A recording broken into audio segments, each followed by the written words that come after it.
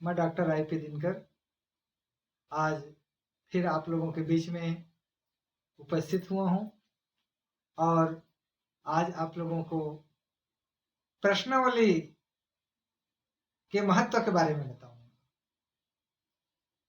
आप लोगों ने पिछले अध्याय में देखा था कि प्रश्नावली का अर्थ, परिभाषा, विशेषताएं, अच्छे प्रश्नावली कैसे बनाते हैं, प्रश्नावली निर्माण की विधियां कौन कौन से हैं, उनकी सावधानियां क्या है, सारे चीज आप लोग अच्छे ढंग से देखा और समझ लिया। तो आज हम देखेंगे प्रश्नावली की उपयोगिता, प्रश्नावली का महत्व क्या है। तो प्रश्नावली अनुसंधान के क्षेत्र में बहुत ही महत्वपूर्ण स्थान रखने वाला एक औजार है, एक यंत्र है, जिसके द्वारा अनुसंधानकर्ता अपने प्रश्नों का उत्तर प्राप्त करता है। और ये प्रश्नावली का महत्व इसलिए और बढ़ जाता है कि आज के महंगाई के जमाना में भी व्यक्ति डाक के द्वारा प्रयोग करके प्रश्नों का उत्तर डाक से ही उत्तरदाता से प्राप्त कर लेता है। अर्थात बहुत बड़े क्षेत्र का अनुसंधान करने के लिए, बहुत बड़े क्षेत्र में बिखरे हुए उत्तरदाताओं का अध्ययन करने के लिए प्रश्नावली एक बहुत ही महत्वपूर्ण और सार्थक माध्यम माना गया है।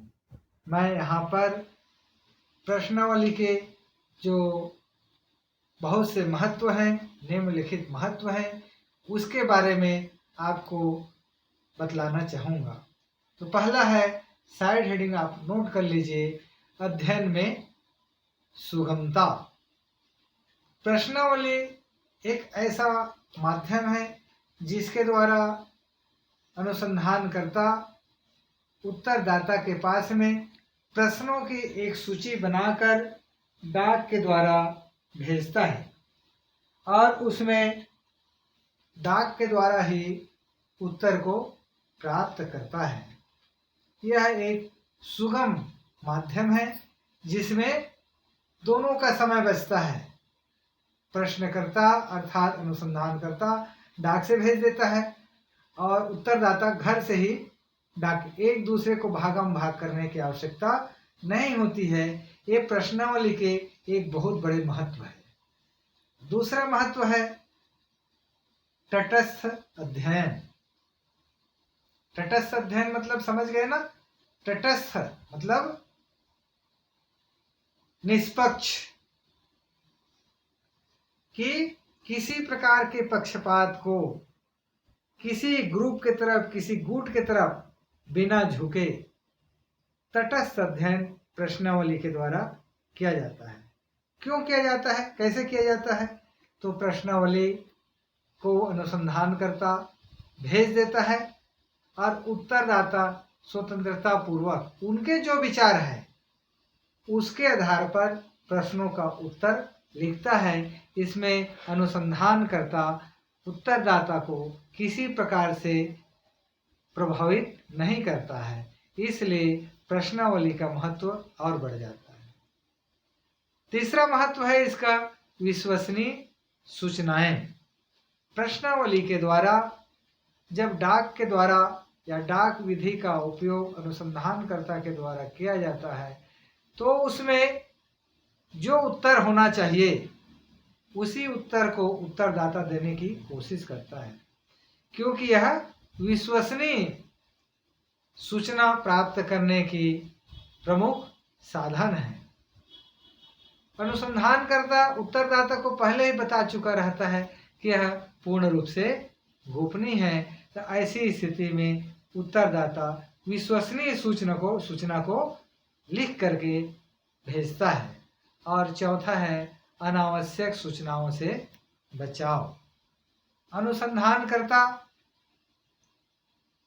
को पहले से ही अनावश्यक सूचना से बचना होता है और प्रश्नावली के निर्माण के समय ही अनुसंधानकर्ता जो काम का नहीं है, ऐसे अनावश्यक सूचनाओं से बचता है और उत्तरदाता भी अनावश्यक सूचना देने से बचता है। इसलिए जो सूचना प्राप्त होता है प्रश्नावली के द्वारा वह काम का होता है, महत्वपूर्ण होता है। पांचवा पॉइंट इसमें समय की बचत। प्रश्नावली का एक प्रमुख उपयोगिता महत्ता क्या है, तो वह है समय की बचत। प्रश्नावली पद्धति में अनुसंधान करते हैं तो बहुत से समय बच जाता है। कैसे बचता है कि जितने उत्तरदाता है सबके साथ एक साथ प्रश्नावली भेज देते हैं। सब उत्तरदाता अपने अपने प्रश्नों का उत्तर भरकर भेजते हैं और फिर सबका उत्तर एक साथ मिल जाता है। अवलोकन पद्धति में और साक्षात्कार पद्धति में उत्तरदाता के पास आमने सामने की स्थिति में अनुसंधानकर्ता को उपस्थित होना होता है, लेकिन इसमें आमने सामने की स्थिति में उपस्थित नहीं होना पड़ता, इसलिए बहुत सा समय इसमें बच जाता है। और नेक्स्ट है कम व्यय। जैसे कि अभी मैं बता रहा था कि समय की बचत होता है, अनुसंधानकर्ता को उत्तरदाता के साथ समक्ष जाना नहीं पड़ता, इसलिए आने जाने का जो खर्चा है वह सारे खर्च बच जाता है। इसलिए प्रश्नावली पद्धति में कम व्यय होता है। ये प्रश्नावली की एक बहुत बड़े महत्व है। कई ठो प्रोजेक्ट चलाते हैं, काम करते हैं, उसमें पैसा के अभाव में अनुसंधान को बीच में रोक दिया जाता है, लेकिन प्रश्नावली एक ऐसा महत्वपूर्ण माध्यम है, इसकी इतना ज़्यादा उपयोगिता है कि इसमें कम से कम व्यय पे ज़्यादा से ज़्यादा अनुसंधान कार्य किए जा सकते हैं। और नेक्स्ट है, और वह भी महत्वपूर्ण है, सातवां, विशाल जनसंख्या का अध्ययन। प्रश्नावली ऐसा यंत्र है जिसके द्वारा हम सीमित क्षेत्र का ही अध्ययन नहीं कर सकते, बल्कि विशाल जनसंख्या का अध्ययन कर सकते हैं। और विशाल जनसंख्या में ही विशेषकर हम देखते हैं कि बिखरे हुए लोग हैं, बहुत अलग अलग जगह पे निवास करते हैं। ऐसे जनसंख्या का हम सुगमता पूर्वक और आसानी से कम खर्चे में भी अध्ययन कर सकते हैं, इसलिए प्रश्नावली का महत्व और बढ़ जाता है। नेक्स्ट है सूचनादाता के ज्ञान में वृद्धि। सूचनादाता होता है अलग अलग प्रश्नों के संपर्क में आता है, अनुसंधानकर्ता के संपर्क में आता है, इसलिए ज्ञान में और वृद्धि होती है। उनको पता चलता है, वह जानते हैं कि आगे और क्या होगा, तो रुचि भी रखते हैं और उनके ज्ञान में भी वृद्धि होती है। नेक्स्ट है इसमें पुनरावृत्त सूचनाएं। पुनरावृत्त सूचनाएं, पुनरावृत्त सूचनाएं का मतलब क्या हुआ? पुनरावृत्त मतलब उसी सूचना का रिपीट करना, पुनरावृत्ति करना। जैसे कि मैं आपको समझाऊं कि अवलोकन में और साक्षात्कार विधि में अगर किसी प्रकार के प्रश्न छूट गया है तो उसके लिए पुनः जाकर के साक्षात्कार लिया जाता है। अवलोकन के द्वारा तथ्यों का संग्रह किया जाता है, लेकिन प्रश्नावली में अगर किसी प्रकार के कोई तथ्य छूट गया है तो उसके लिए अनुसंधानकर्ता को जाने की कोई आवश्यकता नहीं पड़ती है, बल्कि अनुसंधानकर्ता घर बैठे डाक से ही पुनः भेज देता है और उस सूचना को इकट्ठा कर लेता है, संकलित कर लेता है। यही क्या हुआ? पुनरावृत्त सूचनाएं। और इसकी आखिरी महत्व को आपको बतलाना चाहूं कि प्रश्नावली की उपयोगिता या महत्व आपके लिए क्या है, तो वह बहुत बड़े महत्व है और वह है सांख्यिकी प्रयोग संभव। प्रश्नावली के द्वारा जो आपको डेटा कलेक्शन होते हैं, सूचना का संकलन आप करते हैं, उन सूचनाओं को एक सारणी बना लीजिए, अलग अलग टेबुलेशन बना लीजिए, सारणीयन कर लीजिए कि किससे संबंधित कौन सा उत्तर प्राप्त हुआ है। और उन तथ्यों को सारणीबद्ध करने के बाद आप एक संख्या के आधार पर प्रयोग कर सकते हैं कि कितने लोगों ने हाँ में जवाब दिया, कितने ना में जवाब दिया। इस प्रकार से प्रश्नावली का महत्व इसलिए बढ़ जाता है कि इसमें सांख्यिकी पद्धति का प्रयोग संभव है। आपको बताऊं कि प्रश्नावली एक ऐसा साधन बन चुका है आज समाज शास्त्र में कि प्रश्नावली के द्वारा प्राप्त किए गए सूचना वैज्ञानिक माना जाता है, वैज्ञानिक है। इसीलिए प्रश्नावली के द्वारा प्राप्त सूचना उत्तर वैज्ञानिक ढंग से इकट्ठे किए जाते हैं। इसलिए समाजशास्त्र भी एक विज्ञान के रूप में देखा जाता है। इस प्रकार से प्रश्नावली की उपयोगिता महत्व यहाँ पे समाप्त होता है। और इसके बाद में जैसे कि आप सब लोगों को पता है कि जहाँ पे गुण है वहाँ पे दोष भी है। तो प्रश्नावली के महत्व के साथ साथ हम इनके गुण को भी देखना चाहते हैं।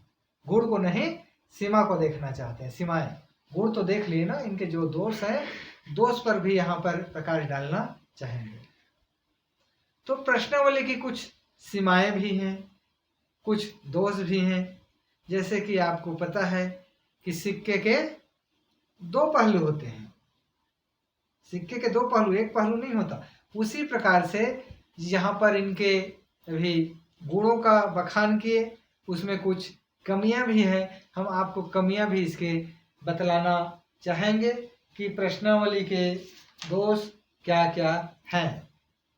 तो पहला है कि बहुत कम प्रश्नावलियां लौटकर आती है।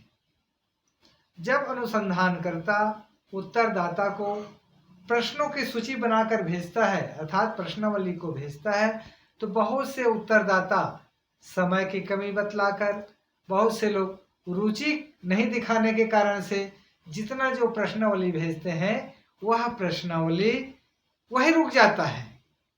कम संख्या में, कम मात्रा में प्रश्नावली अनुसंधानकर्ता के पास में आता है। ये बहुत बड़े इसके दोष है। इसके कारण से अनुसंधानकर्ता को समय बहुत ज़्यादा लग जाता है और कई बार पत्र प्रेषित करना पड़ता है। ये इसके सबसे बड़ी कमियों में से एक है।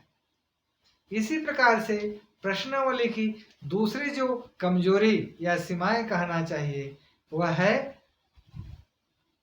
प्रश्नावली केवल और केवल शिक्षित जनसंख्या का अध्ययन करता है। प्रश्नावली कैसे लोगों का अध्ययन करता है? पढ़े लिखे लोगों का अध्ययन करता है।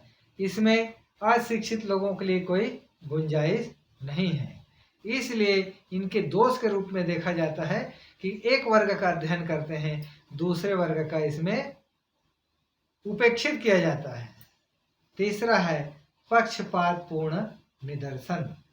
पक्षपातपूर्ण निदर्शन, प्रश्नावली को एक ऐसा निदर्शन के रूप में देखा जाता है जो पक्षपातपूर्ण है। कैसे? कि सभी व्यक्तियों का अध्ययन समान रूप से प्रश्नावली में नहीं करते हैं।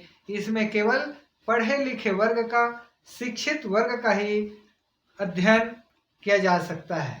पढ़े लिखे वर्ग से ही, शिक्षित वर्ग से ही उत्तर मंगाया जा सकता है, जबकि उसी जगह पे निवासरत अशिक्षित लोगों का अध्ययन हम नहीं कर सकते हैं। इसलिए प्रश्नावली के ऊपर ये आक्षेप लगाते हैं कि यह निदर्शन पक्षपात पूर्ण है। और नेक्स्ट है अपूर्ण सूचनाएं। प्रश्नावली की एक सीमा के रूप में यह भी देखा जाता है कि प्रश्नावली में अपूर्ण सूचनाएं होती हैं। अपूर्ण सूचना मतलब अनुसंधानकर्ता प्रश्नावली को बनाकर जब उत्तरदाता के पास भेजता है तो उत्तरदाता कुछ प्रश्नों का ही उत्तर बना करके भेज देता है, पूरे प्रश्नों का उत्तर नहीं दे पाता है, नहीं देता है, इसलिए सूचनाएं अपूर्ण हो जाती है, जिसके कारण से प्रश्नावली अपूर्णता के कारण से अनुसंधानकर्ता को अनुसंधान करने में काफी विलंब हो जाता है। नेक्स्ट है संकुचित सामग्री। प्रश्नावली के दोष के रूप में संकुचित सामग्री भी एक महत्वपूर्ण स्थान रखता है, क्योंकि प्रश्नावली की जो सीमाएं हैं, इनके दोष हैं संकुचित सामग्री के कारण है। इसमें अवलोकन और साक्षात्कार जैसी सामग्री का समावेश नहीं होता है। और नेक्स्ट है भावात्मक प्रेरणा का अभाव।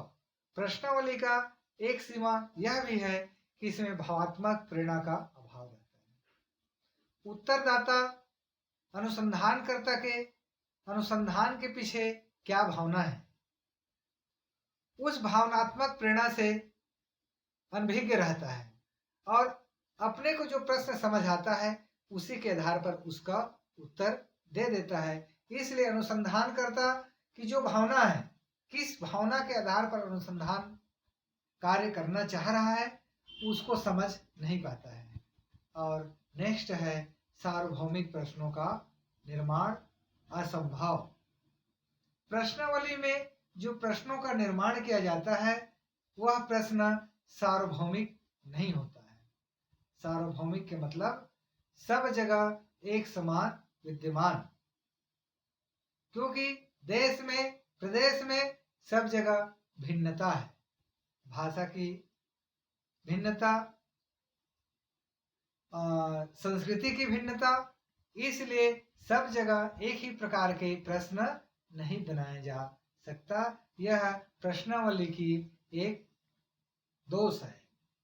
नेक्स्ट है अस्पष्ट लिखावट। प्रश्नावली ठीक है, आप प्रिंट करके भेज दीजिए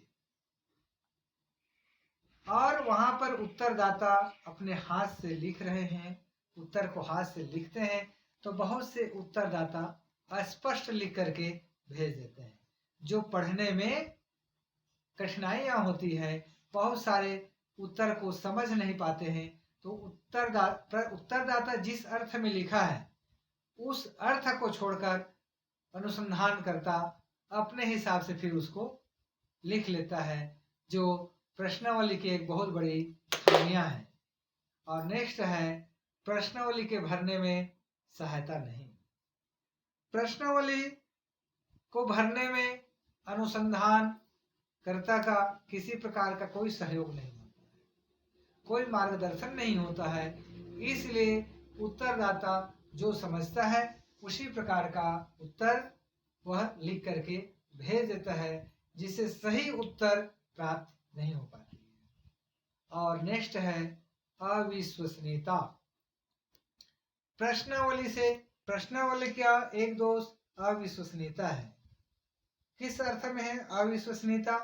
कि अनुसंधानकर्ता जब प्रश्नावली को उत्तरदाता के पास भेजे रहता है तो उस समय उत्तरदाता ये सोचता है कि हो सकता है इस उत्तर को हम भेज दें तो हमारे ऊपर किसी प्रकार का कोई कार्यवाही तो नहीं हो जाएगा, कि हम गुप्त जानकारी को क्यों दें। ऐसी स्थिति में कुछ प्रश्नों का उत्तर वह अविश्वसनीय ढंग से दे देता है, सही नहीं देता है। तो ऐसी स्थिति में जो उत्तर प्राप्त होता है अनुसंधानकर्ता के लिए अविश्वसनीय हो जाता है, जो प्रश्नावली के एक सीमा के अंतर्गत आता है। और नेक्स्ट है गहन अध्ययन असंभव। प्रश्नावली के द्वारा अनुसंधानकर्ता गहन अध्ययन नहीं कर सकता। इसलिए प्रश्नावली के कमियों को बताते हुए बिटनी ने स्पष्ट किया है, इसने बिटनी ने स्पष्ट किया है कि यह सबसे ज्यादा दोषपूर्ण प्रणाली है। बिटनी का कहना है कि प्रश्नावली सबसे दूषित प्रविधि है। प्रश्नावली को बिटनी ने क्या कहा, इन कमियों को देखते हुए, इन सीमाओं को देखते हुए सबसे ज्यादा दूषित प्रविधि कहा है। तो इस प्रकार से प्रश्नावली की गुण और दोष दोनों का विवेचना किया गया है। लेकिन हम इसको अंत में यह कह सकते हैं कि प्रश्नावली पद्धति में अनेक दोष होने के बावजूद भी इसके द्वारा विस्तृत क्षेत्र में सीमित साधन के बावजूद सरलता पूर्वक और बहुत अच्छे से अध्ययन किया जा सकता है। इसीलिए प्रमुख समाजशास्त्री गुडे एवं हार्ट ने कहा है कि अनेक कर्मियों के होते हुए भी स्वयं प्रशासित डाक प्रेषित प्रश्नावली अनुसंधान में अत्यंत लाभदायक सिद्ध होते हैं। तो इसके आधार पे हम कह सकते हैं कि प्रश्नावली के महत्व से हम प्रश्नावली के महत्व को हम नकार नहीं सकते। अर्थात प्रश्नावली महत्वपूर्ण एक साधन है, एक यंत्र है, एक औजार है अनुसंधान करने के लिए। Thank you very much.